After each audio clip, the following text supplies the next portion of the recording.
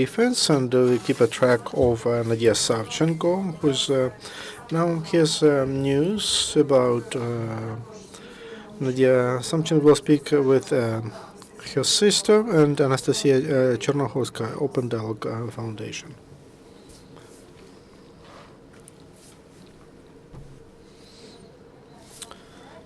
Good afternoon, dear colleagues. I'm Anastasia Chernohovskaya. I represent Open Dialogue Foundation, and we help to liberate Nadiia Savchenko. And we invited to this case Russian lawyers Marko Feigin and Elena Nikolai Povilzov, and also we organized the fifth monitoring mission to Russia to monitor court hearings of this case of Nadiia Savchenko. And the mission which was recently, there were as the representative of Ozon Liliana Onchuk and Deputy Angela Vandowski from Polish Sejm. On Monday, September 15, in Voronezh Regional Court, there was the second part of the hearing on appeal of defense as to preventive measure of keeping her detained until October 30. And the first part was last Friday, but that hearing was stopped, and they moved it to Monday because allegedly there was no communication, video communication with that detainment facility where they keep Nadiia Savchenko. But as people from the place told us in the court, they just switched off the lights, electricity, and that was the only court hearing in the case of Savchenko, at which we didn't have international monitors. About the hearing, Lilia will tell you. I just wanted to remind that the appeal of defense,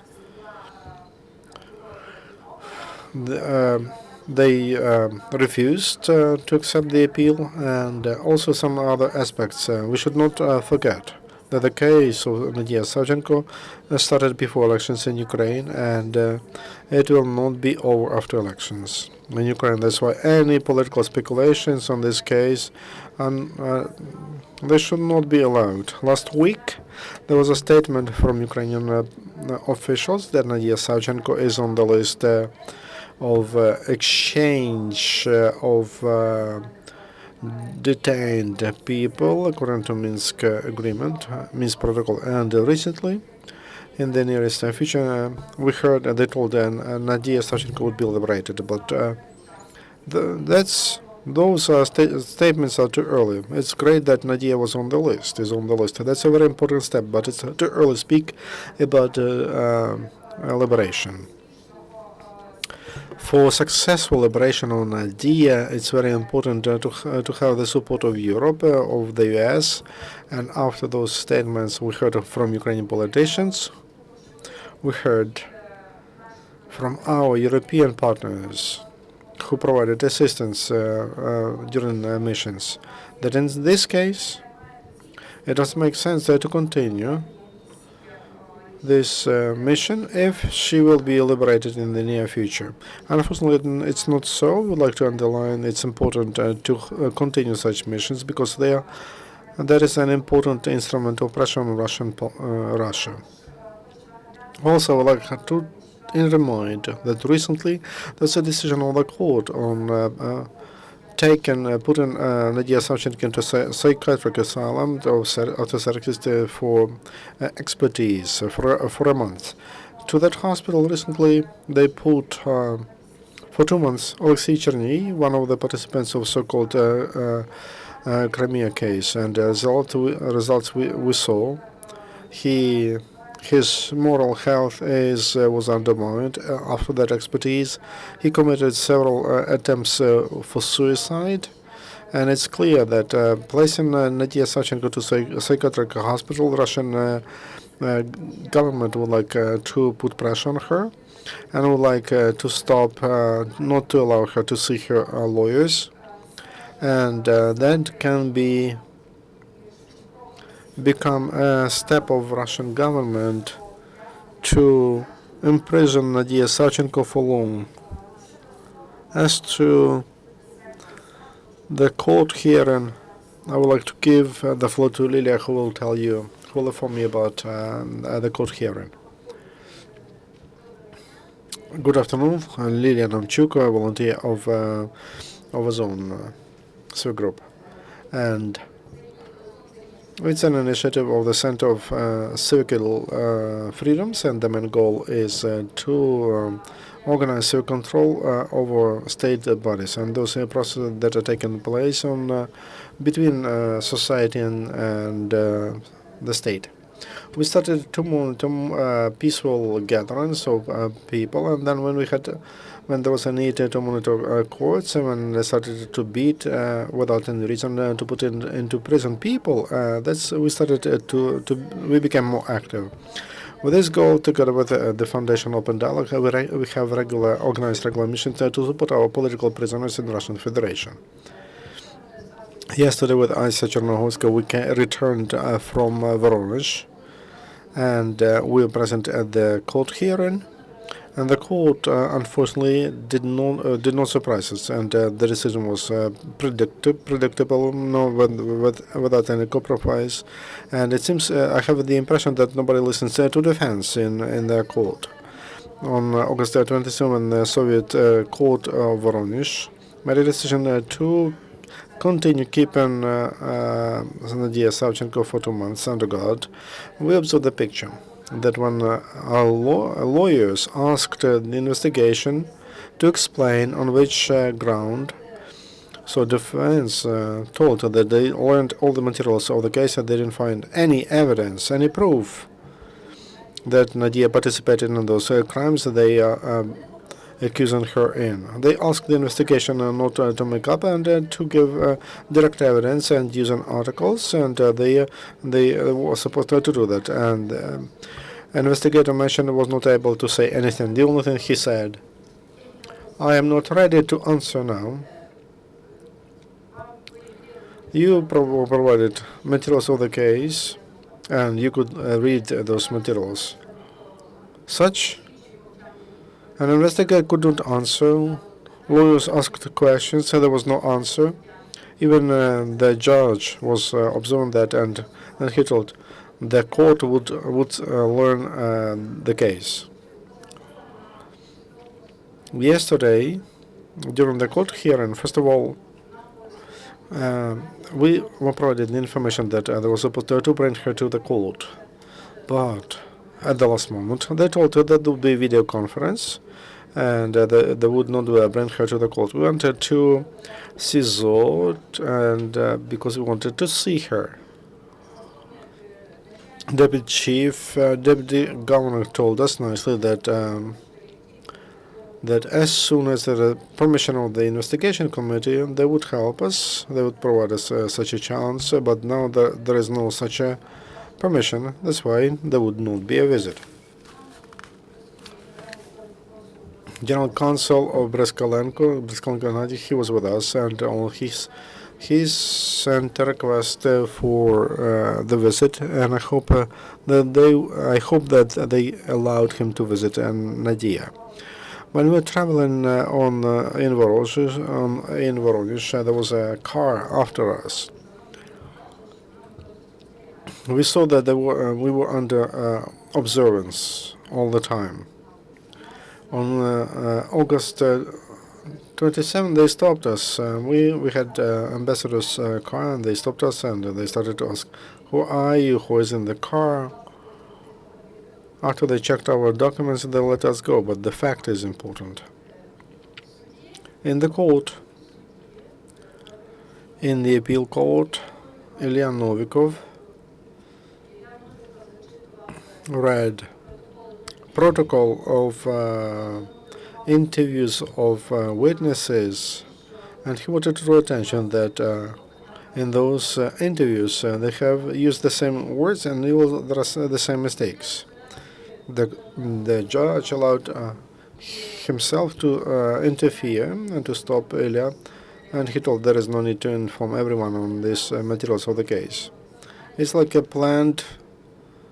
There was a planned scenario, and that was easy to notice. We're not going to leave the way it is.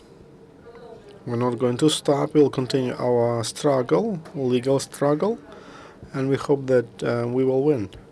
Thank you. Good afternoon.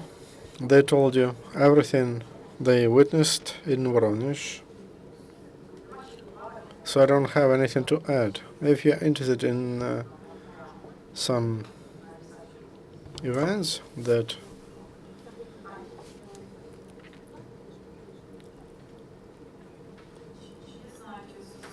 is the communication with Nadiia. What's her moral?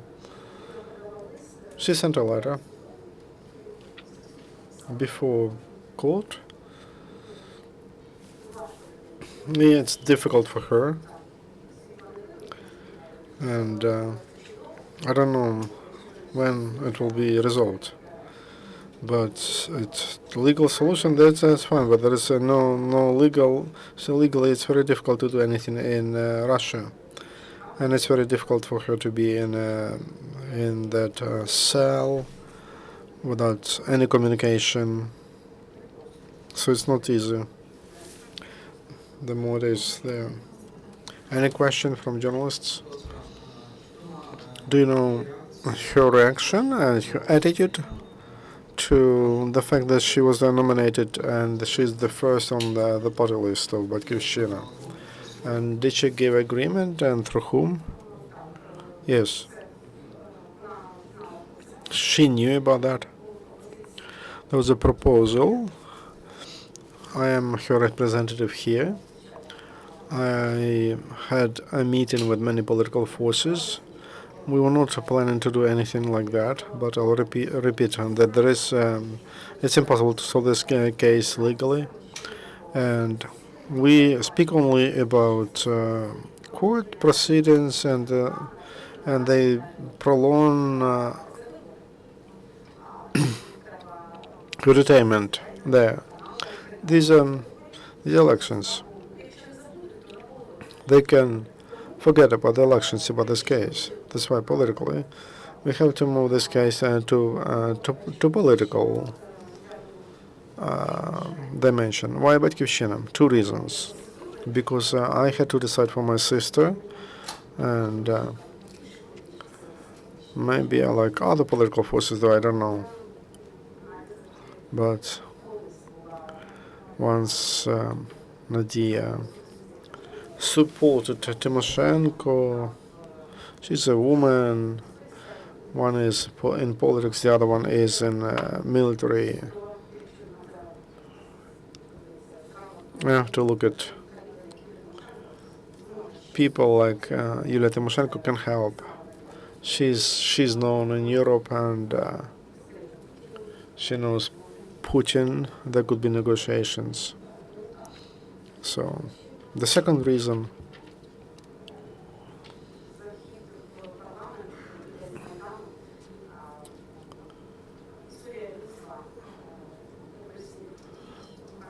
is history shows as soon as people come, revolutionists come to power, they start repressions against those people who bring them. So now we see what's happening in ATO, and who in the Ministry of Defense, who's holding positions, people from Kremlin, and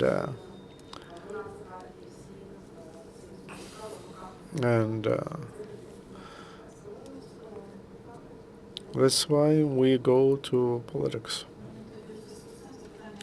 I have a question to Lilia and Anastasia. Status of an MP of Ukraine, will it help to liberate Nadiia from imprisonment? Because she is illegally imprisoned, and everybody knows about that. So, getting the status of a people's deputy, will it help to solve the case sooner? From legal point of view, that will have no influence. But as it was mentioned, this is a political case. It gives more political tools for influence. As to but it will have no influence on procedures. We don't speak about the work of in legal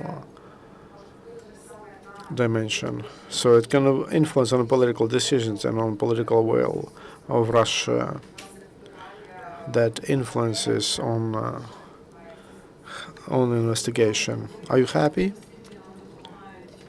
with the assistance of European Court on Human Rights and other international organizations? Do they do enough for this case to be resolved? Unfortunately, they don't do enough, but there is a reason in that.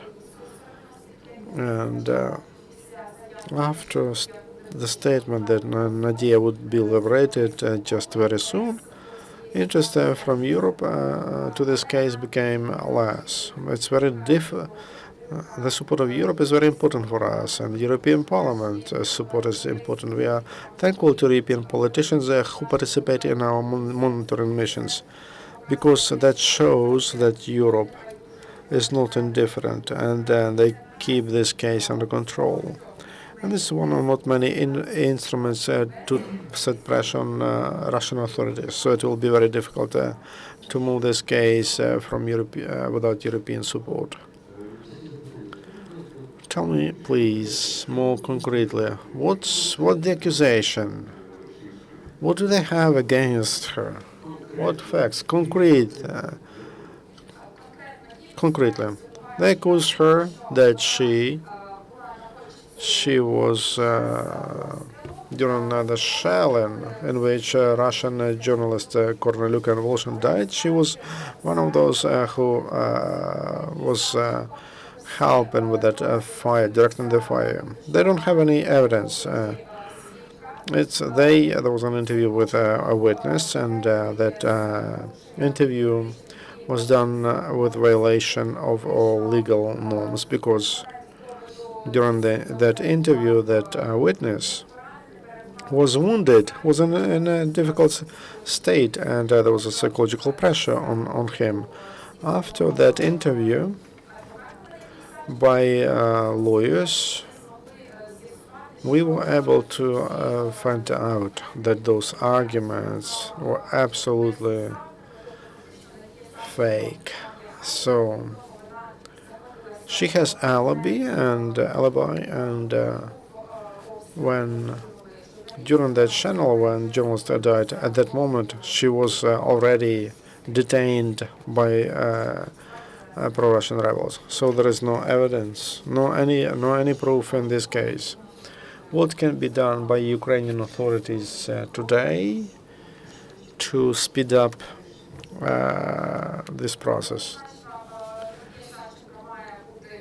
She should be on the list of exchange of hostages. She is there. That should be a necessary condition. It should be underlined, and we should continue negotiations with Russia.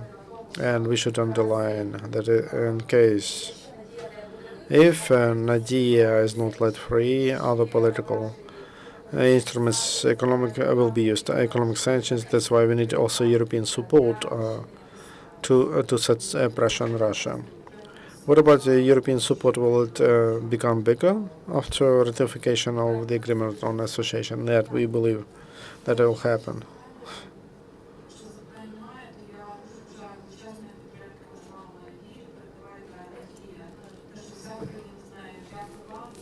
Thank you very much. Say hello to Nadiia, and we hope to get good news from you.